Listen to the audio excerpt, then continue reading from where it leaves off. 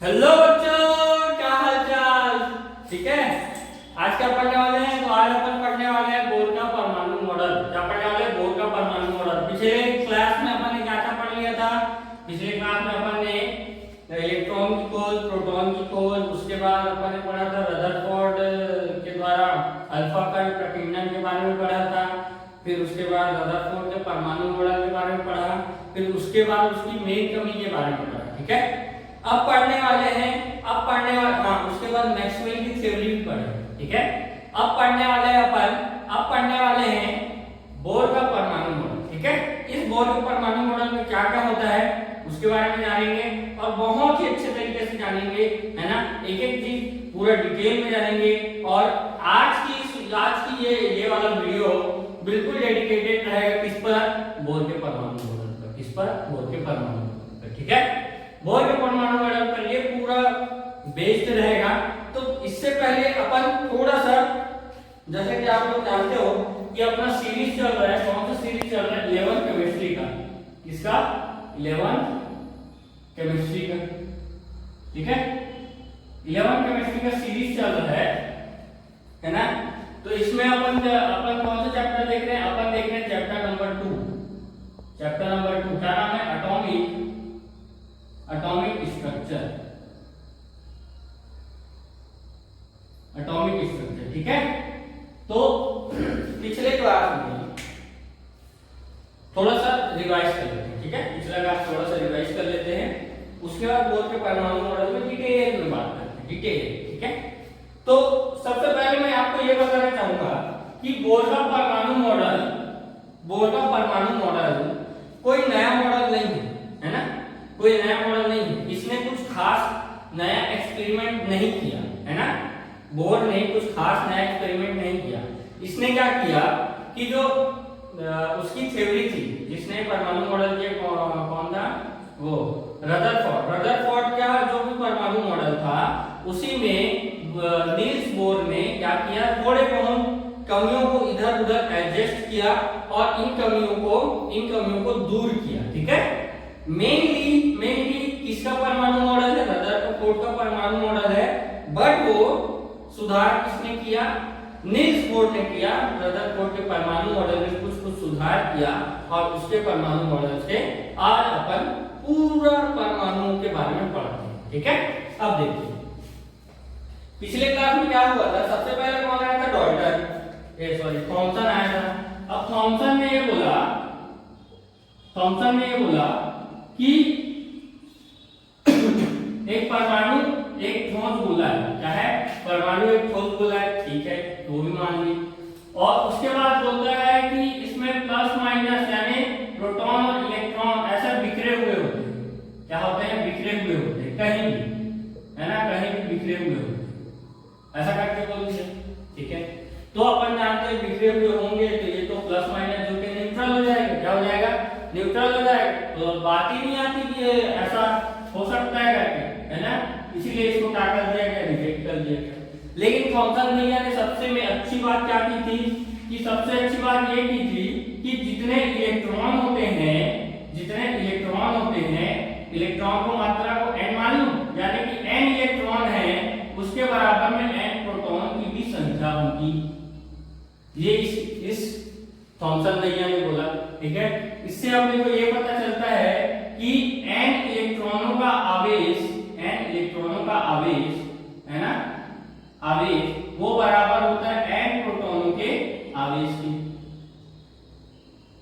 ये इसने इतना साफ बात इसलिए बोला क्योंकि इसको पता है कि कोई भी परमाणु पदार्थ होता है, जैसे मेरे पास पेन है ना, या मैं खुद हूं, ये बोर्ड है ना, ये सब किससे मिलकर बना है? परमाणु से मिलकर बना है ना। परमाणु से मिलकर बना है तो इसमें कोई चार्ज है क्या? मैं पकड़ा तो मेरे करंट लगना चाहिए। अगर चार्ज होता तो मेरे करंट लगना चाहिए, है ना। तो नॉर्मल सीधी सी बात उसने बोल दी कि जितने इलेक्ट्रॉन होते हैं उतने प्रोटॉन की मात्रा होती है ना। और दोनों प्रोटॉन और इलेक्ट्रॉन का आवेश लगभग समान होता है। क्या होता है? लगभग समान होता है। अच्छा हाँ, आपको एक चीज बताना भूल गया। E अपॉन m का मान E अपॉन m का मान इन्होंने निकाल लिया, ठीक है। E अपॉन m का मान निकाल के इन्होंने आवेश का मान निकाला। किसका मान निकाला? इलेक्ट्रॉन का आवेश निकाला और E अपॉन m के मान से प्रोटॉन का भी आवेश निकाला, ठीक है। तो इन दोनों का आवेश जो है वो बराबर होता है, ठीक है। इन दोनों का आवेश क्या होता है? बराबर होता है। कितना होता है? तो आप बोलोगे 1.6 into 10 की पावर माइनस 19 कूलॉम। कूलॉम एक आवेश का क्या बोलते हैं? आवेश की मात्रा है, मात्रक, ठीक है।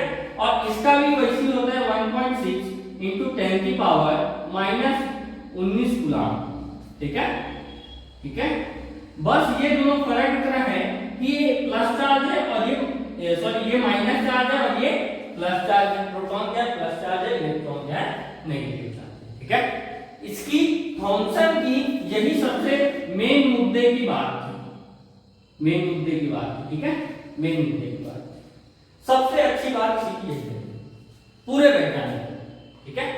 अब इसके बाद कौन है? अब अल्फा का प्रकीर्णन करके रदरफोर्ड भैया है। रदरफोर्ड भैया ने बताया कि हाँ भैया ऐसा ऐसा होता है। उन्होंने प्रयोग किया। उन्होंने क्या प्रयोग किया? अल्फा कण प्रकीर्णन का प्रयोग किया और अल्फा कण प्रकीर्णन का प्रयोग करके हीरो बन गए। क्या बन गया? हीरो बन गए। ये लेड का बॉक्स है ना। लेड के बॉक्स के क्या निकाला? अल्फा कण निकाले। अल्फा कण यानी धनात्मक किरण निकाले, है ना। धनात्मक कण बोलो या किरण बोलो, है ना। और उसको किस पर मारे? उसको मारे किस पर? सोने की फॉइल पर। किस पर? गोल्ड फॉइल पर। गोल्ड फॉइल पर मारे। एक पतली सी, बिल्कुल पतली सी झिल्ली पर मारे। किसके? सोने की पतली सी झिल्ली पर मारे, है ना। झिल्ली पर मारने का तात्पर्य क्या था कि सोना इतना पतला हो जाता है, इतना पतला हो जाता है कि वो एक परमाणु के जितने बराबर हो सकता है ना। एक परमाणु के जितना परत के बराबर हो सकते हैं। जैसे मैं यहाँ पर आपको एक कोशिश करता हूँ बताने की कि अगर ये मैं बोलूँ एक परत है परमाणु, है ना, और इसके ऊपर एक और परत आएगी, फिर एक और परत आएगी, फिर एक और परत आएगी, एक और परत आएगी और एक और परत आएगी। ऐसी परत जमते जाएंगे, उसके बाद एक पदार्थ या तत्व का निर्माण करना है। ऐसा मैं बोल सकता हूँ, है ना, ऐसा मैं बोल सकता हूँ। तो सोना क्या होता है? सबसे ज्यादा पतली हो जाती है, ठीक है। और सबसे ज्यादा पतली हो जाती है और एक परत, एक परमाणु की परत को अपने को दर्शाती है ना। एक परमाणु की परत को अपने को दिखा सकती है ना, ठीक है। तो इसीलिए गोल्ड के फॉइल को क्या किया गया? प्रयोग में लिया गया, ठीक है। अब इससे गुजारा गया धनात्मक किरणों को। तो अपने को ये पता चला, रदरफोर्ड ने ये बताया कि जो प्लस चार्ज होते हैं, जितने भी प्लस चार्ज होते हैं यानी प्रोटॉन, जितने भी दुनिया के जितने भी प्लस चार्ज हैं, जितने भी प्रोटॉन हैं, मतलब जितने भी परमाणुओं के प्रोटॉन हैं, वो बिल्कुल केंद्र पे होते हैं। किसके केंद्र पे? परमाणु के केंद्र पर पाया जाता है। क्या पाया जाता है? नाभिक, जिसको अपन बोलते हैं प्रोटॉन, ठीक है। इस प्रोटॉन, ये प्रोटॉन कितना छोटा होता है बोला इसने? रदरफोर्ड भैया ने इसने बोला कि अगर एक फुटबॉल का मैदान मानो परमाणु को, है ना, तो उसके अंदर एक चींटी बैठे, एक मक्खी बैठे, बिल्कुल बीचों बीच एक मक्खी बैठे, तो उसके बराबर में ये नाभिक होता है। उसके बराबर में ये नाभिक होता है। समझ गए क्या होता है? एक बिल्कुल मक्खी के बराबर में एक नाभिक होता है, ठीक है। अगर परमाणु को एक फुटबॉल का ग्राउंड मानो तब, ठीक है। अब और क्या क्या बोला इसने? और ये बोला कि रदरफोर्ड भैया ने और ये बताया कि जो अब नाभिक तो अपना निश्चित है, भैया यहाँ पास रहेगा, बीच में रहेगा, ठीक है, इतना ठीक था उसका। अब वो और क्या बोलता है कि जो इलेक्ट्रॉन होते हैं, ये क्या है? इलेक्ट्रॉन जो होते हैं वो वृत्तीय गति करता है। कक्षाओं में वृत्तीय गति करता है, ठीक है। कक्षाओं में क्या करता है? वृत्तीय गति करता है, ठीक है भैया, ये भी सही था, वृत्तीय गति तो करता है, लेकिन कैसी कक्षाओं में करता है वो नहीं बता पाया, और क्यों करता है वो भी नहीं बता पाया। और अगर भैया कि अगर ये वृत्तीय गति करता है, मान के चलो ठीक है वृत्तीय गति करता है, तो इससे ऊर्जा मुक्त होगी, ऊर्जा तो मुक्त होगी, है ना, जिसको अपन ने एक स्पेक्ट्रम में पाया तो एकदम सतत आना चाहिए था, ऐसा बिल्कुल सतत आना चाहिए था, बट अपने को प्राप्त क्या हुआ, बट अपने को प्राप्त हुआ एक लाइन स्पेक्ट्रम प्राप्त हुआ। क्या प्राप्त हुआ, लाइन स्पेक्ट्रम प्राप्त हुआ, यानी कि कभी ऊर्जा छोड़ रही है, कभी नहीं छोड़ रही, फिर ऊर्जा छोड़ दी, फिर नहीं छोड़ी, फिर कुछ देर बाद उसका मन किया तो छोड़ दिया, फिर नहीं छोड़ा, फिर उसके बाद और छोड़ दिया, है ना। इस प्रकार से लाइन स्पेक्ट्रम प्राप्त हुआ, यानी कि ऊर्जाओं की रेखाएं प्राप्त हुई अपने को, ठीक है, ऊर्जाओं की क्या प्राप्त हुई, रेखाएं प्राप्त हुई, ठीक है। अब दूसरा पॉइंट, इसको पूछा गया कि भैया मेरे ये बताओ, ये जो इलेक्ट्रॉन है यहाँ पास वृत्तीय गति कर रही है, तो इस नाभिक में क्यों नहीं टकरा रही है, नाभिक में क्यों नहीं टकरा रही है ना, क्योंकि प्लस और माइनस में कुछ ना कुछ तो आकर्षण होगा, है ना।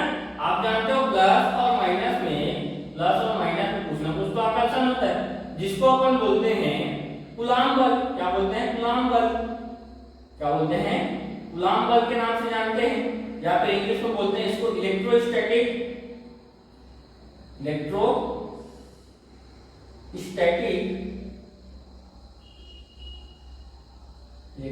Electrostatics force. क्या बोलते हैं, इलेक्ट्रोस्टैटिक फोर्स, है ना।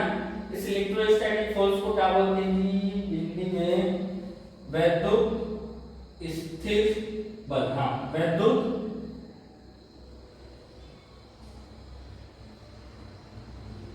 स्थिर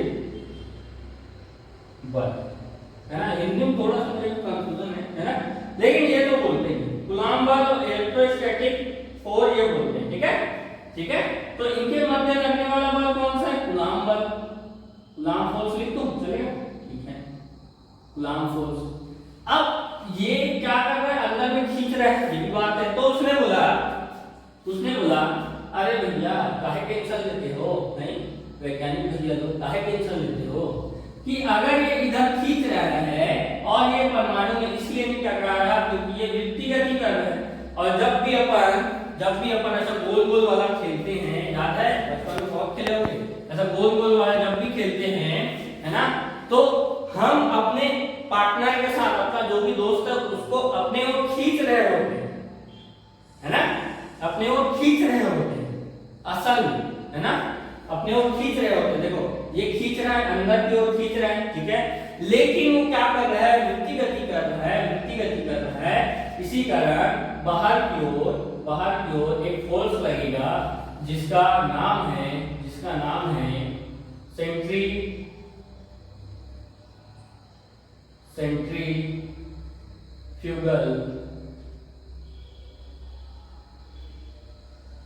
सेंट्रीफ्यूगल फोर्स, है ना, जिसको अपन बोलते हैं अपकेंद्रीय बल। क्या बोलते हैं, अपकेंद्रीय बल, ठीक है। तो ये दोनों बल जो है वो एक दूसरे को बैलेंस करता है, और जिसके कारण ये क्या करता है, इलेक्ट्रॉन क्या करता है, वृत्तीय गति करता है। इतना अपन देख लिए थे, ठीक है, इतना अपन देख लिए थे, ठीक है। अब मैं 20 से 2 पार्ट में बोर्ड को कर दूं, मतलब तोड़ूंगा नहीं, लाइन से 20 से 2 पार्ट में कर दूं, ठीक है। अब मैं क्या करूंगा कि एक पार्ट में मैं लिख दूंगा जो भी इसने बताया, जो भी कथन है रदरफोर्ड भैया ने बताया, उसको एक पार्ट में लिखूंगा, और दूसरे पार्ट में मैं बोर्ड ने क्या क्या सुधार किया उसके बारे में लिखूंगा, ठीक है। चलिए, तो पहला Rutherford versus bore, Niels Bohr, अच्छे से लिखते हैं, नाम को नहीं पढ़ा जाएगा, नील्स बोर, है ना, नील्स बोर, रदरफोर्ड और नील्स बोर। रदरफोर्ड ने सबसे पहला कथन क्या किया, रदरफोर्ड ने सबसे पहले ये बताया कि इलेक्ट्रॉन जो है, इसको ऐसा लिखते हैं, इलेक्ट्रॉन नाभिक के चारों ओर वृत्तीय गति करता है। क्या गति करता है, वृत्तीय गति करता है, ठीक है। क्या करता है, वृत्तीय गति करता है। ये किसने बताया, ये बताया भैया अपन रदरफोर्ड भैया ने, ठीक है। लेकिन बोर ने इसमें क्या सुधार किया, एक बहुत ही छोटी सी क्या बोलते हैं उसको, छोटा सा वर्ड सुधार किया और पूरा इतना जबरदस्त परमाणु मॉडल बना दिया ना, पूछो ही क्या बना दिया, एकदम पूछो ही मत, जबरदस्त। ठीक है, तो इसने क्या किया कि इसने बोला कि इलेक्ट्रॉन जो है, इलेक्ट्रॉन नाभिक के चारों ओर चक्कर तो लगाती है, नाभिक के चारों ओर चक्कर तो लगाती है, बात सही है भैया रदरफोर्ड, है ना। लेकिन इलेक्ट्रॉन नाभिक के चारों ओर निश्चित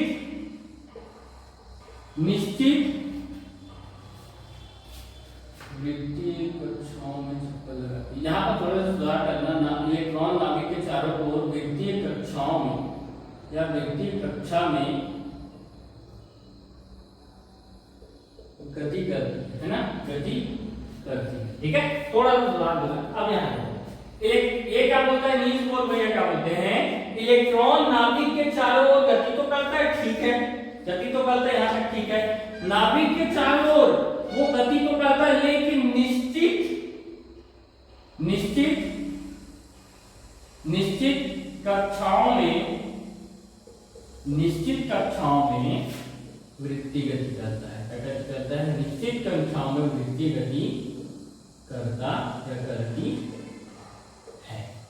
अब भैया इसका मतलब क्या हुआ, ठीक है, उसको भी बता देते हैं। जैसे ये अपना नाभिक हो गया, ठीक है, ये अपना पहला कक्ष हो गया, मान के चलो पहले कक्षा हो गया, और ये अपना दूसरा कक्षा हो गया। ठीक है, अब दो से ज्यादा बनाएंगे, चलो तीसरा भी बनाओ, ये तीसरा कक्षा हो गया। ठीक है, और उसको अभी थोड़ा सा भूल जाओ, यहां पर समझो, मैंने 3 रूम बनाया, 1 2 और 3। ठीक है, ये दरवाजा है, सामने दरवाजा है। ठीक है, अब मैंने बोला कि इस रूम में 50 केजी वाले लोग भी जाएंगे। कितने लोग वाले, 50 केजी वाले लोग जाएंगे, इसमें 60 केजी वाले, है ना, और इसमें या चलो इसमें 50 केजी वाले जाएंगे, इसमें 60 केजी वाले जाएंगे, और इसमें सीधा 100 केजी वाले बंदे जाएंगे। ठीक है, 100 केजी वाले बंदे जाएंगे। ठीक है, तो मैं क्या इसमें 60 केजी वाले बंदे को भेज सकता हूँ क्या, नहीं। इसमें 50 वाले को भेज सकता हूँ क्या, नहीं। इसमें 60 वाले और 50 वाले को भेज सकता हूँ क्या, बोलोगे नहीं। ठीक है, क्योंकि इसमें जाना ही नहीं है, उनको जाना ही अलाउड नहीं है, तो क्या करें, है ना, इसमें 50 केजी वाले ही जाएंगे, है ना, 50 केजी वाले जाएंगे, 60 केजी वाले जाएंगे, क्या जाना अलाउड नहीं है तो नहीं जाएंगे, है ना। इसमें 60 केजी वाले जाएंगे, है ना, 100 केजी वाले जाएंगे क्या, नहीं, क्योंकि अलाउड नहीं है। इसमें 100 केजी वाले जाएंगे, है ना, बाकी अलाउड है क्या, नहीं।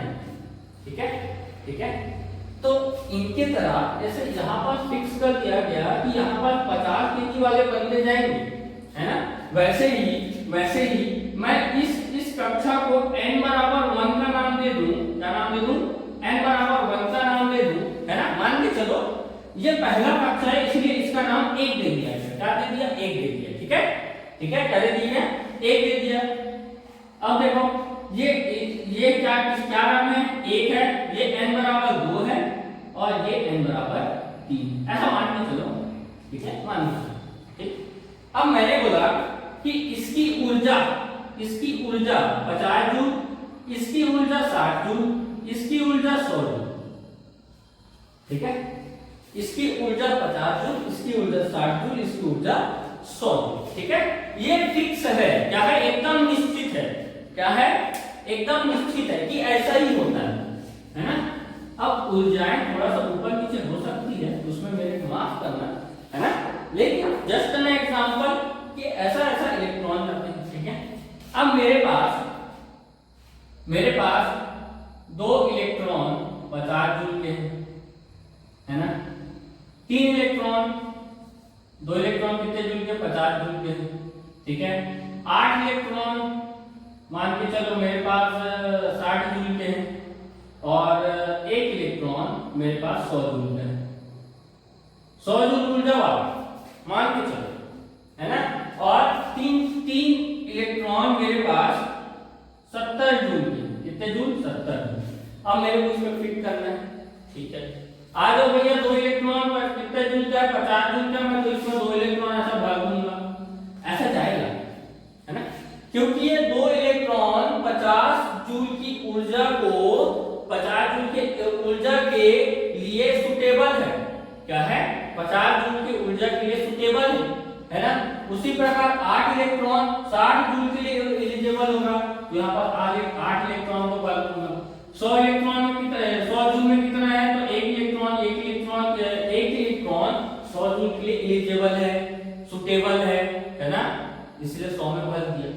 बात समझ में आया? बात समझ में आया?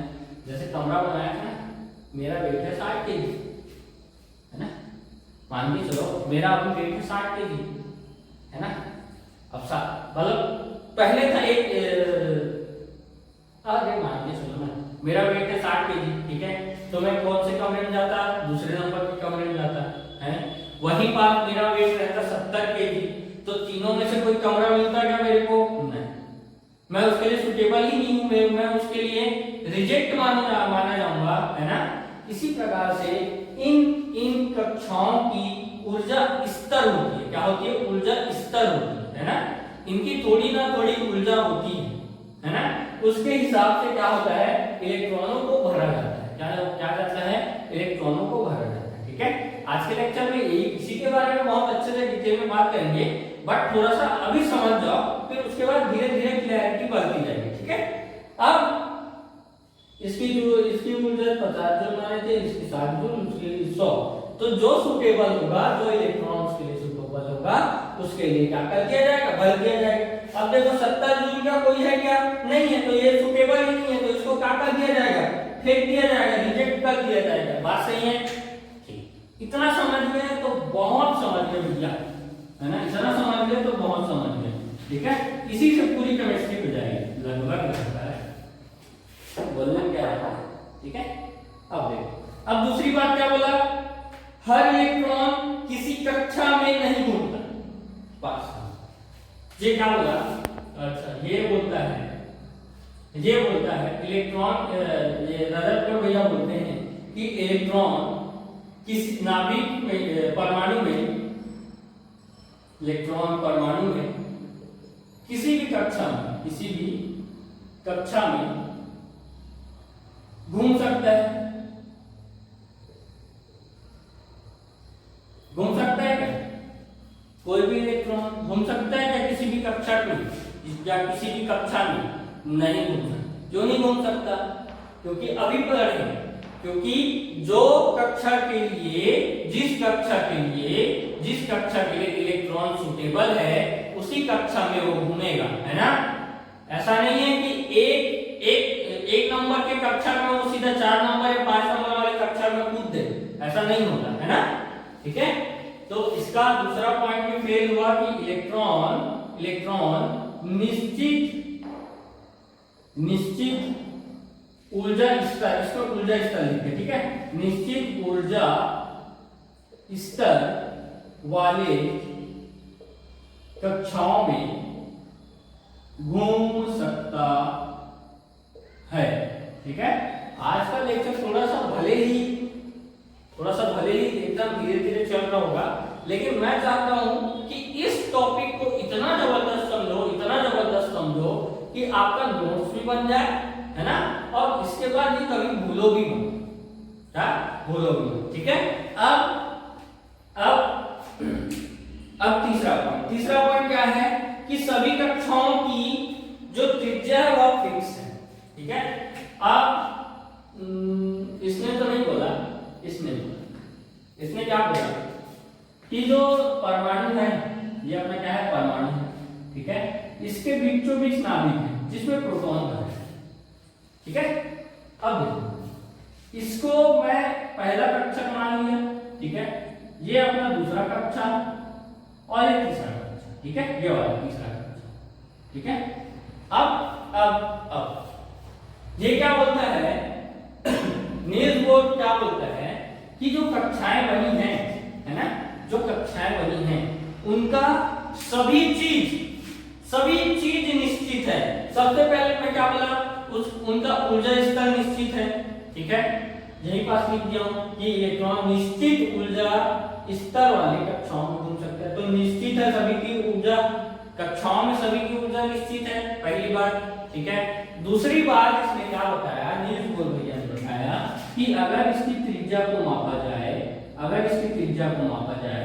हर किसी तत्व में, तो अगर पहले कक्षा है, अगर कौन सा कक्षा है, अगर पहली कक्षा है तो उसकी त्रिज्या R1 होगी, कितनी होगी, R1 होगी, ठीक है। अगर उस तत्व में दूसरी भी कक्षा है, तो उसकी त्रिज्या कितनी होगी, R2 होगी। अगर उस तत्व में तीसरी भी कक्षा होगी तो उसमें कितनी होगी, R3 होगी, कितनी होगी, R3 होगी, ठीक है। उसके बाद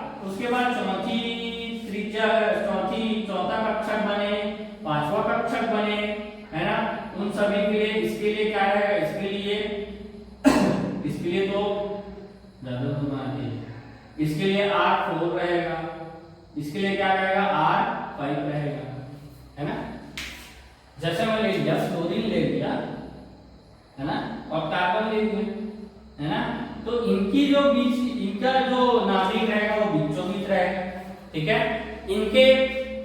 इनका जो पहला कक्षा है उनकी जो त्रिज्या होगी वो इसका भी R1 होगा और इसका भी R1 होगा, ठीक है। दूसरी कक्षा भी, इसका भी R2 होगा और इसका भी R2 होगा, बिल्कुल बराबर होगा, क्या होगा, बिल्कुल बराबर होगा, ठीक है। ये बताया किसने, नील्स बोर भैया ने बताया, ठीक है। अब आते हैं मेन बात की ओर। अब इतना सब पढ़ लिए, इसका मतलब है कि इलेक्ट्रॉन, अतः इन सभी से अपने को ये पता चलता है कि जो इलेक्ट्रॉन जो है वो नाभिक के चारों ओर निश्चित ऊर्जा स्तर वाले कक्षाओं में चक्रण करता है या गति करता है, वृत्ति गति करता है या चक्रण करता है, ठीक है। इतना बात समझ में आया, ठीक। इस निश्चित ऊर्जा स्तर को अपन बोलते हैं इंग्लिश में क्या बोलते हैं, इंग्लिश में बोलते हैं सर्टेन एनर्जी लेवल, क्या बोलते हैं, सर्टेन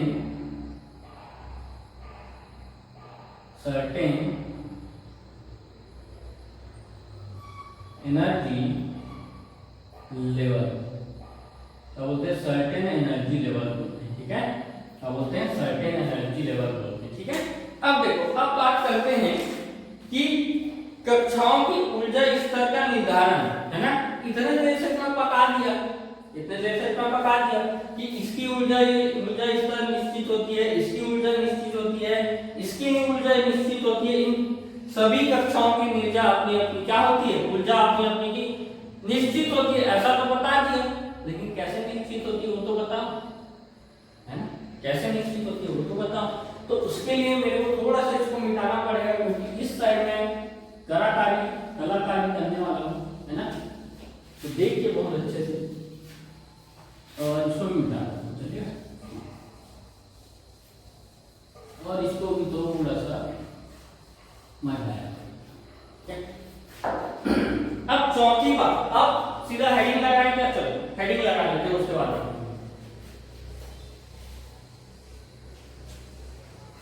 हेडिंग क्या लगाएंगे, कक्षाओं की ऊर्जा स्तर का निर्धारण, ठीक है, कक्षाओं की ऊर्जा स्तर का निर्धारण।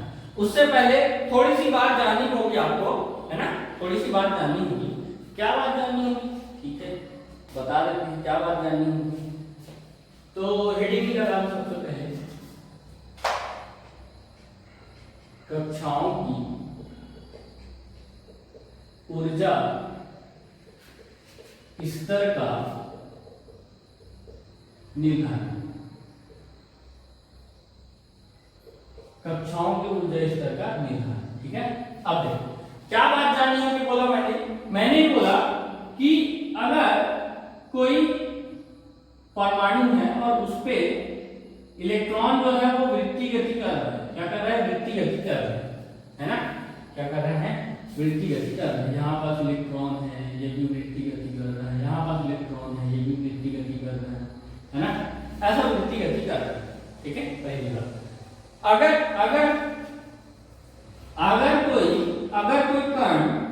कोई कण वेग में है ना, अगर कोई कण गति कर रही है, एक समान गति कर रही है, क्या गति कर रही है, गति एक समान, क्या हो, एक समान है ना, और वो सीधे गति कर रही है, किधर गति कर रही है, बिल्कुल सीधे सीधे गति कर रही है, तो उस गति को बोलते हैं रेखीय गति। क्या कहते हैं, रेखीय गति कहते हैं, क्या कहते हैं, रेखीय गति कहते हैं, ठीक है, क्या कहते हैं, रेखीय गति कहते हैं, ठीक है। लेकिन जब कोई कण वृत्तीय गति करे, वृत्तीय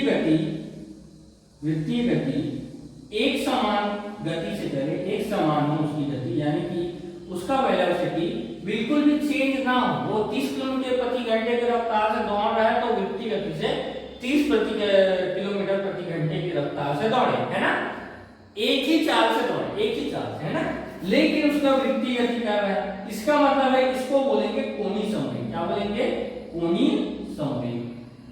अरे रेखीय गति नहीं, रेखीय संवेग बोलते हैं, ठीक है, रेखीय संवेग, ठीक है, और इसको बोलते हैं कोणीय संवेग। क्या बोलते हैं, कोणीय संवेग, ठीक है, क्या कहते हैं, कोणीय संवेग, ठीक है। रेखीय संवेग का फॉर्मूला होता है, रेखीय संवेग का फॉर्मूला होता है P = mv। क्या होता है, P = mv, ठीक है। वही बात कोई वृत्तीय गति करे तो इसका कोणीय संवेग बोलते हैं उसको। कोई वृत्तीय गति एक समान गति करता है वृत्त में, अगर कोई वृत्तीय गति कर रहा है बट उसकी गति एक समान हो, उसकी गति जरा भी चेंज ना हो, है ना, तो उस गति को बोलते हैं कोणीय संवेग। क्या कहते हैं, कोणीय संवेग, है ना, कोणीय संवेग, ठीक है। और कोणीय संवेग का फॉर्मूला होता है L = m × v × r, m × v × r, ठीक है। m क्या है, यहाँ पास m इलेक्ट्रॉन का द्रव्यमान है, इलेक्ट्रॉन का, यहाँ पर लिख तो चलेगा, यहाँ पर ऐसा लिख देता हूँ, कोणीय संवेग, कोणीय संवेग, ठीक है। कोणीय संवेग बराबर L बराबर क्या होता है, m × v × r, क्या होता है, m × v × r, ठीक है। अब देखो m बराबर क्या है, इलेक्ट्रॉन का द्रव्यमान, क्या, इलेक्ट्रॉन का द्रव्यमान, ठीक है। v बराबर क्या है, v बराबर है इलेक्ट्रॉन का वेग, क्या, इलेक्ट्रॉन का वेग, एक समान गति से कर रहे हैं ना, तो इलेक्ट्रॉन का वेग आएगा, ठीक है। r क्या है, यह वेग नहीं, चार्ज, एक समान चार्ज ना। r क्या है, यहां से यहां तक की रेडियस, है ना, कक्षा की या इलेक्ट्रॉन की कक्षा की, इलेक्ट्रॉन के कक्षा की त्रिज्या, ठीक है, ये सब होता है, क्या होता है, ये सब होता है। वैसे अपना इसका कोई ज्यादा मतलब नहीं है, लेकिन बता, ठीक है, इसको याद रखना। अब देखो बोर ने, नील्स बोर भैया ने अपने को क्या बताया, अपने को यह बताया कि अगर कोई कण वृत्त, एक मिनट, हाँ, नील्स बोर के अनुसार कक्षाओं का ऊर्जा स्तर, है ना, नील्स बोर के अनुसार कक्षाओं का ऊर्जा स्तर h/2π के पूर्ण गुणज के बराबर होता है, ठीक है। तब लिख देते हैं, क्या लिख देते हैं, है ना, तो नील्स बोर के अनुसार कक्षाओं के ऊर्जा का निर्धारण, ऊर्जा स्तर, कक्षाओं के ऊर्जा स्तर का निर्धारण,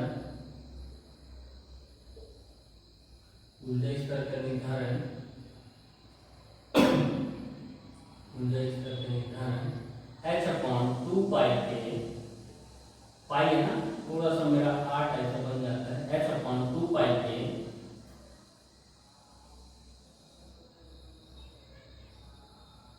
पूर्ण गुणज n के बराबर होता है। ठीक है, क्या बोला है, अच्छे से एक्सप्लेन करूंगा पर एक पहले परिभाषा देख। क्या बोला है, नील्स बोर के अनुसार कक्षाओं के ऊर्जा स्तर का निर्धारण h/2 के पूर्ण गुणज के बराबर होता है। यानी कि L बराबर होगा n इंटू h/2 और ये पाई। ठीक है, ये फॉर्मूला होगा। ठीक है, अब आप बोलोगे n क्या है, n है अपना पूर्ण गुणज का मतलब क्या है, पूर्ण गुणज का मतलब है कि वो 1 2 3 4 5 6 ऐसा इनफाइनाइट तक जाएगा, है ना, इनफाइनाइट कुछ भी हो सकता है, ऐसा n के हिसाब से रखा जाता है। ठीक है, n का मतलब ये, पूर्ण गुणज का मतलब ये है ना। पूर्ण गुणज का मतलब क्या है, जैसे 1.2 या फिर 1.02 या 1.5 या 1.2 या 1.1, है ना, ये पूर्ण गुणज नहीं। ठीक है, ये सब क्या होते हैं, पूर्ण गुणज। क्या होते हैं, पूर्ण गुणज। ठीक है, क्या होते हैं, पूर्ण गुणज। ठीक है, चलिए, और h क्या है, तो h के बारे में उतना ज्यादा सोचने की जरूरत नहीं है। ये एक कांस्टेंट होता है, क्या होता है, नियतांक होता है। ठीक है, इसमें थोड़ा सा ज्यादा जोर नहीं लगाने का, बिल्कुल चिल करने का। ठीक है, नियतांक होता है, इतना जान लो। ठीक है, अब देखो, मैं इसको l के बराबर में क्यों रखा, ये भी सोच रहे हो, कोनी समय के बराबर में क्यों रखा, ये भी सोच रहे हो। ठीक है, वो भी बता देते हैं। तो मिटा भी देता हूं, चलो मिटा देता हूं। ठीक है, एक बार मिटा दो फिर आराम से।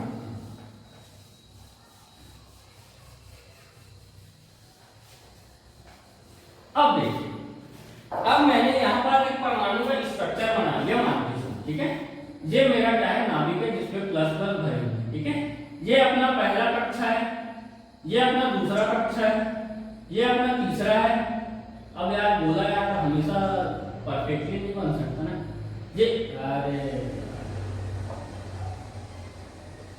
ये अपना कितना नंबर हो गया, 1 2 3 4 और एक है नॉर्मल, ये अपना 5 हो।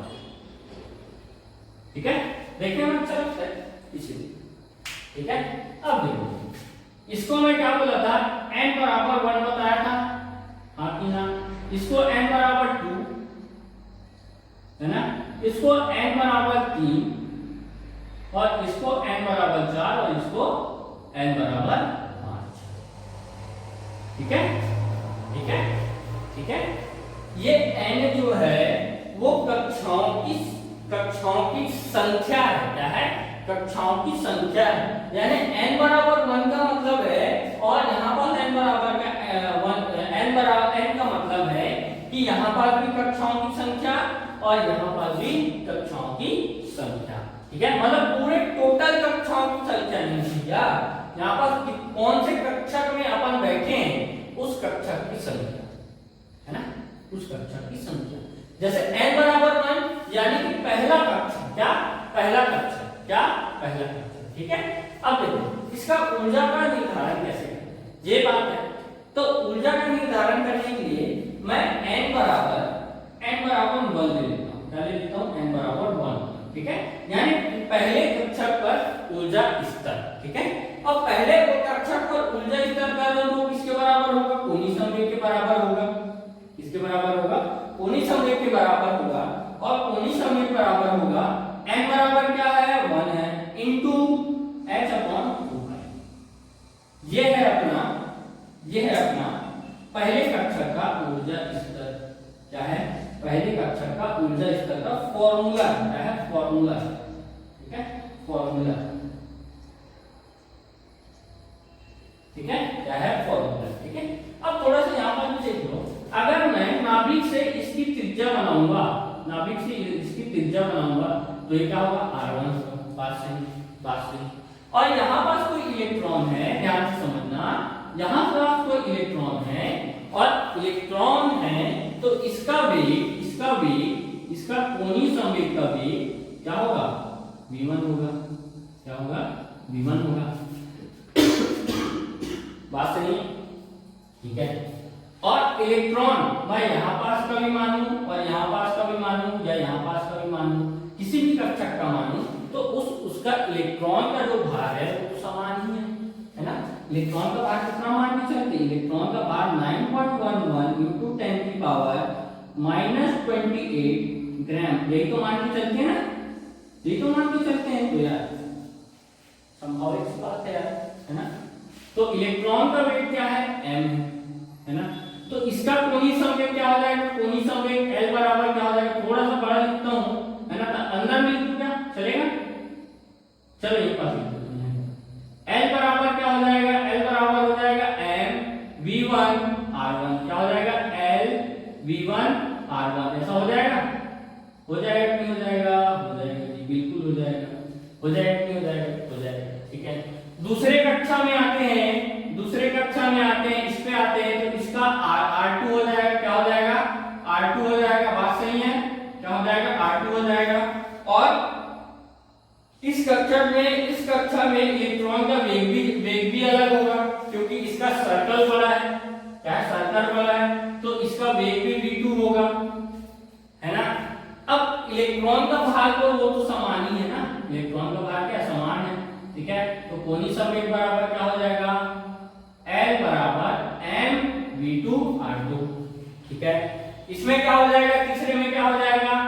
m v3 r3 L बराबर ये हो जाएगा। हो जाएगा कि नहीं हो जाएगा? इस पे क्या हो जाएगा? L बराबर m v4 r4 हो जाएगा, है ना? इस पे क्या हो जाएगा? L बराबर कोणीय संवेग बराबर m v5 r5 हो जाएगा। ठीक है? ठीक है? ठीक है। यानी कि कहने का मतलब ये है कि जो ऊर्जा स्तर होता है वो कोणीय संवेग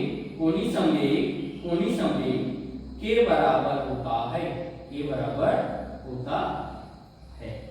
क्या होता है? कोणीय संवेग के बराबर होता है। ठीक है। क्या होता है? कोणीय संवेग के बराबर होता है। ठीक है। ये तो हो गया पहला कक्षक का। अब दूसरा कक्षक का क्या करेंगे? यहाँ पर देख लो, n बराबर 2 किए, n बराबर 2 पर अपन कोणीय संवेग देखते हैं, तो L बराबर क्या हो जाएगा? 2 into n की जगह क्या आ जाएगा? n की जगह 2 into h upon 2 pi हो जाएगा? हो जाएगा भैया, बिल्कुल हो जाएगा, है ना? माफ करना, थोड़ा सा खांसी है ना? ये हो जाएगा, ये हो जाएगा। n बराबर 3 पर क्या हो जाएगा? n बराबर 3 पर हो जाएगा अपना क्या हो जाएगा? कोणीय संवेग बराबर 3 into h upon 2 pi हो जाएगा। हो जाएगा? हो जाएगा, बिल्कुल हो जाएगा, बिल्कुल हो जाएगा, बिल्कुल हो जाएगा। n बराबर 4 पर क्या होगा? कोणीय संवेग बराबर हो जाएगा 4 into h upon 2 pi हो जाएगा। h upon 2 pi हो जाएगा, है ना? n बराबर 5 पर क्या होगा? n बराबर 5 पर होगा कोणीय संवेग बराबर 5 into h upon 2 pi हो जाएगा। क्या हो जाएगा? h upon 2 pi हो जाएगा। बात सही है? बात सही है, बिल्कुल सही है सर, बिल्कुल सही है सर। आशा करता हूँ यहाँ तक बहुत अच्छे से समझ में आया होगा, एकदम डिटेल में बिल्कुल ध्यान से समझाया हूँ, है ना? कैसे ऊर्जा स्तर को निर्धारित करते हैं वो यहाँ पर दिख गया। ठीक है। यहाँ पर क्या हो गया? अपने को पता चल गया, अपने को पता चल गया। ठीक है। इस प्रकार से ऊर्जा स्तर का निर्धारण किया जाता है। क्या किया जाता है? ऊर्जा स्तर का निर्धारण किया जाता है ना? है ना? है ना? अब अपन कल के लेक्चर में थोड़ा सा कैलकुलेशन करेंगे। क्या करेंगे? कैलकुलेशन करेंगे। क्या कैलकुलेशन करेंगे? थोड़ा सा जान लो। कल के लेक्चर में अपन कैलकुलेशन करेंगे कि अगर नाभिक है ना, सॉरी परमाणु है, उनके बीच में नाभिक है और साइड में क्या है? इलेक्ट्रॉन है। क्या है? साइड में इलेक्ट्रॉन है। तो इलेक्ट्रॉन पे मैं क्या होता है, दो बल लगेगा, एक तो अंदर की ओर कूलम्ब बल, कौन सा बल, कूलम्ब बल, है ना, और बाहर की ओर अपकेंद्रीय बल, अपकेंद्रीय बल, ठीक है। अगर ये वृत्तीय गति कर रहा है तब कंडीशन होना चाहिए, वृत्तीय गति कर रहा है तो दो बल लगेगा, एक तो कूलम्ब बल, दूसरा अपकेंद्रीय बल, यानी कि इसको बोलते हैं Fe और इसको बोलते हैं Fc। इन दोनों को Fe बराबर Fc, ये क्या करना है अपने को, प्रूफ करना है कल के लेक्चर में। क्या करना है, कल के लेक्चर में इसको प्रूफ करना है ना, कल के लेक्चर में क्या करना है, प्रूफ करना है। Fe यानी कि इलेक्ट्रोस्टैटिक फोर्स, Fc यानी कि सेंट्रीफ्यूगल फोर्स, ठीक है, सेंट्रीफ्यूगल फोर्स, हाँ सेंट्रीफ्यूगल फोर्स, ये अपने को क्या करना है, प्रूफ करना है, ठीक है। तो आज की इस लेक्चर को यहीं पर समाप्त करते हैं। आपका वीडियो देखने के लिए बहुत बहुत धन्यवाद, लास्ट तक बने रहने के लिए बहुत बहुत धन्यवाद, ठीक है। इसी प्रकार बने रहिएगा, है ना, और बहुत अच्छे से कॉन्सेप्ट क्लियर करेंगे, है ना, बिल्कुल अंत तक। तो वीडियो अच्छी लगी हो तो लाइक करो, शेयर करो और सब्सक्राइब करो। शेयर करना मत भूलो भैया, क्योंकि ये अगर लेक्चर आपको समझ में आया है ना, तो आपके दोस्तों को भी समझ में आ सकता है ना, तो उनका भी कुछ ना कुछ भला हो सकता है, ठीक है। तो दबा के शेयर कीजिए, दबा के लाइक कीजिए और सब्सक्राइब तो करना ही करना है, ठीक है। मिलते हैं अगले नेक्स्ट लेक्चर में। जय हिंद, जय भारत, जय